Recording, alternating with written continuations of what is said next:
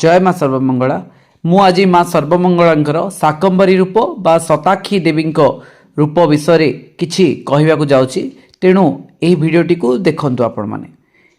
पुराण अनुसार एक दिन कौन है, दीर्घ खरा पड़ी लोक माने दुखरे पड़ते और माता शताक्षी देवी बा शाकंभरी रूप धारण करी शाक शक्ति और धान्य द्वारा जगत को पोषण करथिले। तेणु तांको शाकंभरी अर्थात शाक द्वारा जीवन रक्षा करथिबा देवी बोली कहा जाए। शाकंभरी देवी पूजा विशेषतः पौष मासरे करा जाए। दशमी तिथि रे तांको पूजा करा जाए। भोगरे शाग शक्ति और धान्य सरल खाद्य अर्पण करा जाए वो मां को खुशी भी करा जाए। कृषि परिवेश सुरक्षा और अन्नदातार महत्व उपरे जोर दिया जाए। देवी शाकंभरी आमको प्रकृति सह समन्वय, अन्नर मर्यादा एवं दया सेवार शिक्षा दियंती।